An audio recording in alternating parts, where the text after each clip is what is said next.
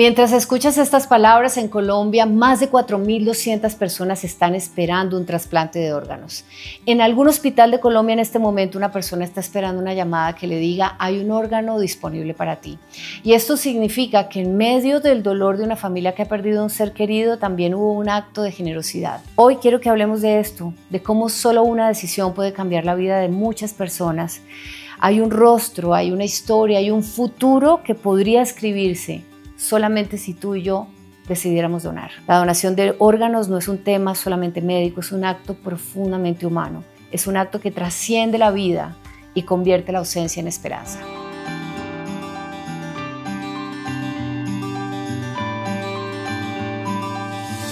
Hola, yo soy Silvia Corso, bienvenidos a La Fuerza de Donar Vida. En este podcast vamos a hablar de la importancia que tiene para salvar vidas la donación de órganos. Y para eso hemos invitado al doctor Alonso Vera Torres. Él es cirujano de trasplantes y jefe de servicio de trasplantes de la Fundación Santa Fe de Bogotá. Doctor, bienvenido. Muchas gracias, Silvia, por la invitación y encantado de estar aquí con ustedes. Doctor, el año pasado en Colombia se hicieron más de 1.300 trasplantes y aunque a uno le parece que la cifra es muy grande, que es mucho, no es suficiente. Todavía hay mucha gente en la lista de espera. Y bueno, puede haber un niño que está esperando volver a correr y necesita para eso un trasplante de riñón, una mamá que quiere seguir cuidando a sus hijos y necesita un trasplante de hígado, un abuelo que necesita todavía, puede durar mucho tiempo y compartir con sus hijos y sus nietos y necesita un trasplante de corazón. Cuando le ponemos rostro a las cifras es cuando entendemos lo valioso, lo importante que es donar un órgano. Doctor, ¿quiénes pueden ser donantes de órgano en Colombia y qué dice la ley al respecto? Silvia, sí, muy importante su pregunta. Donantes podemos ser todos, digamos, no hay edad límite.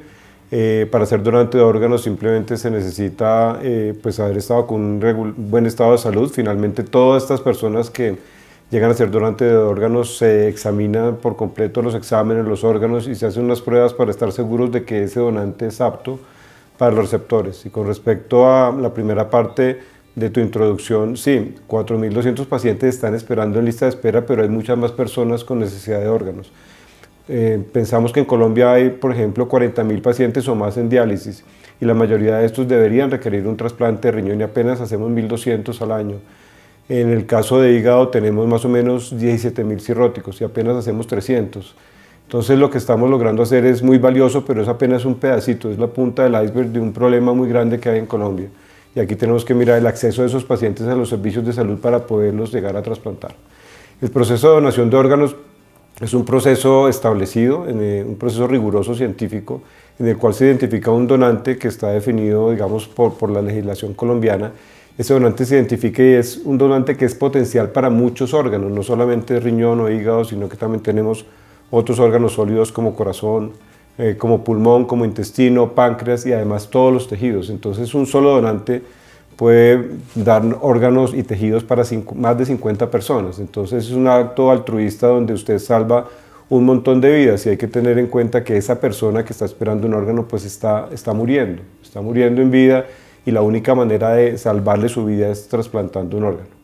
Doctor, necesariamente una persona para que sea trasplantado su órgano a alguien que lo necesite o sus órganos a alguien que lo necesite, ¿debió haber dejado un consentimiento escrito o los familiares pueden tomar esa decisión?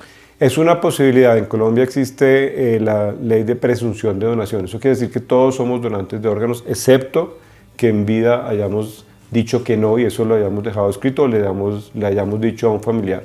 Eso quiere decir que en Colombia por ley todos somos donantes de órganos. Tú no necesitas escribirlo o decirlo, lo único que necesitas es haberlo negado en el caso de que no lo quisieras. El resto todos somos donantes.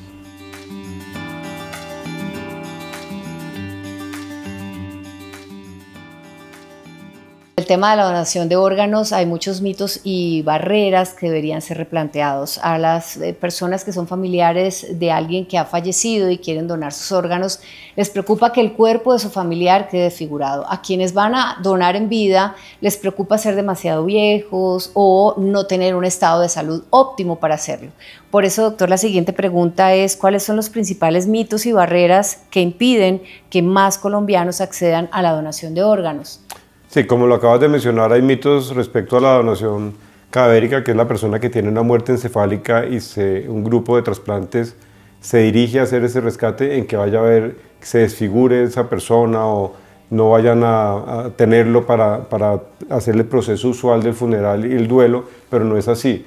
Digamos que el proceso de donación es un proceso científico estricto en el cual se extraen los órganos de una manera científica y ese donante queda, digamos, en su estado general, como si no hubiera habido donación. O sea, se preocupa de la parte estética y de la parte para que la familia tenga ese acceso al duelo que es tan importante en el caso del fin.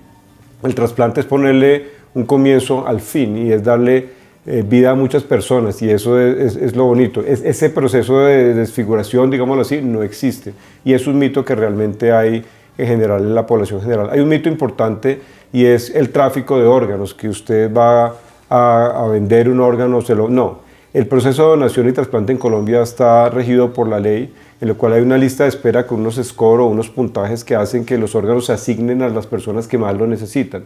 Y el proceso de extracción y de manejo de esos órganos es totalmente científico y solamente se puede hacer por grupos especializados que están también incluidos dentro de los grupos que pueden hacer trasplantes en Colombia. Yo pienso que esos son los dos mitos más frecuentes en Colombia, pero pues que obviamente no son reales y en general es la manera como se hace, es una manera estructurada. Colombia es un país, yo diría que el líder en Latinoamérica.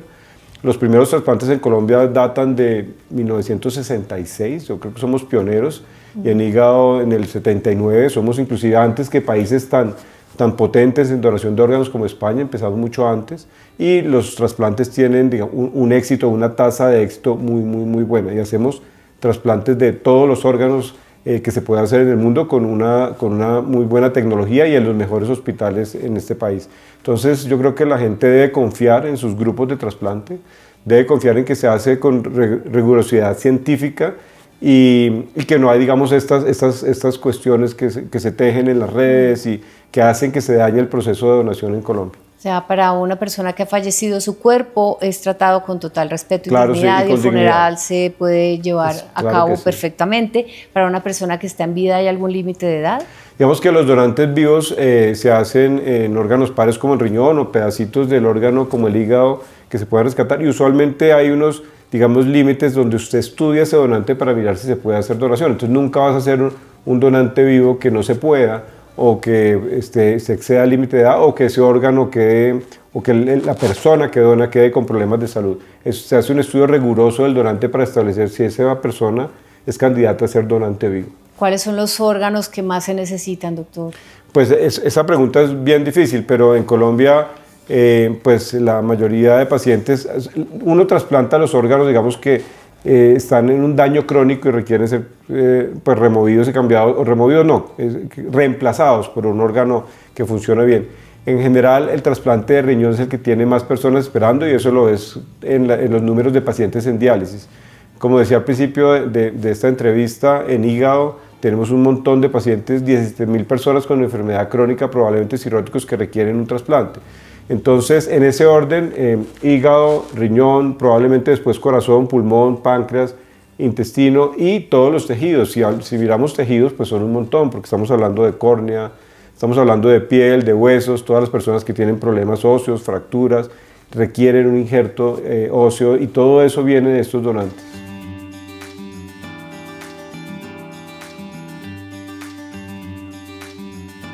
Yo voy a traer a colación aquí un caso que conocí hace poco para hacerle una pregunta al doctor, y es de una señora que conocí y un niño que estaba realizándose diálisis y necesitaba pues que alguien le diera un riñón. La verdad es que la vida le cambió a ese niño cuando se hizo la donación de este órgano, y pues uno se pregunta quién hizo posible este milagro.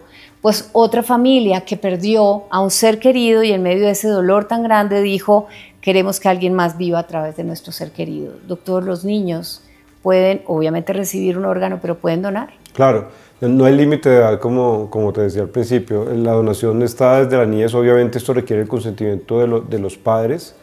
Inclusive puede haber donación in útero cuando hay un feto o una vida fetal no viable. Se puede hacer ese trámite. Funciona en otros países del mundo, como en España, pero en Colombia es probable que la legislación incluya estos nuevos tipos de donantes, porque hay otros tipos de donantes, como por ejemplo o los donantes a corazón parado, que es otra manera, digamos, de hacer donación y expandir el pool de donantes. En el momento en Colombia estamos buscando que haya una expansión de ese pool de donantes y eso implica algunos cambios en la red de trasplante y donación y la inclusión de algún tipo de donantes que en Colombia no se está haciendo y que en el mundo, digamos, está funcionando. Doctor, para aclarar en caso que no le haya entendido bien y porque esta es una información nueva para mí que estuve revisando sobre el tema de la donación de órganos antes de entrevistarlo, si una madre se entera de que su bebé no va a nacer, puede en útero decidir que los órganos de este feto puedan pasar a los de alguien más? Sí, señora, eso pasa en el mundo y es probable que la legislación colombiana lo incluya